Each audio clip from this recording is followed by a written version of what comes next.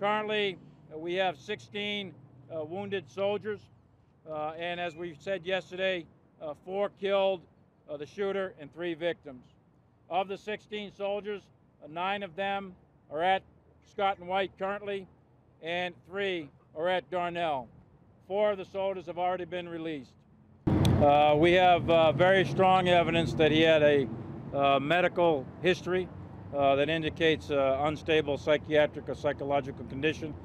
Going through all the records to ensure that that is in fact correct, but we believe that to be the fundamental underlying causal factors. Was there one specific incident that triggered the shooting? We're looking into that, trying to figure out what the trigger event was. It was mentioned yesterday there may have been a verbal altercation with another soldier or soldiers, and there's a strong possibility that that in fact immediately preceded the shooting. But we do not have that definitively at this point, but we do have strong indications of that. No indication at this point, no indication that he's targeting specific people. There were several instances here of clear heroism. I would cite that female MP. We're not going to release her name yet. She's germane to the investigation, but she clearly performed her duty exceptionally well. But there's others. There were folks inside some of these buildings who performed very heroic personal acts in saving others. There's at least one chaplain that I'm aware of that shielded and saved other soldiers, broke some windows, got them to safety.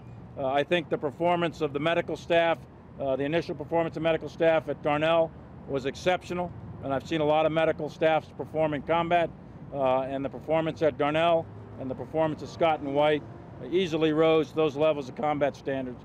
So there's an awful lot of heroism out there, and yes, she did fire a weapon.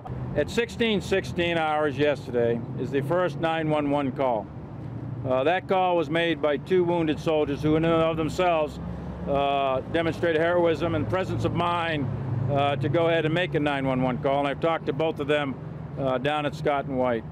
The shooting began just a few minutes prior to that, and they were able to get that call.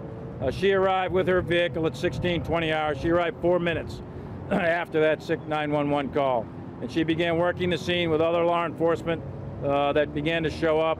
A short time later, the shooter showed up, approached her at approximately 20 feet, and as I described yesterday, put his hands up, then went down, and underneath his jacket, he pulled out the .45 caliber Smith & Wesson weapon, at which time she saw that, interpreted that as a threat, correctly so, and then engaged him with small arms fire, at which time then the shooter did a self-inflicted gunshot wound.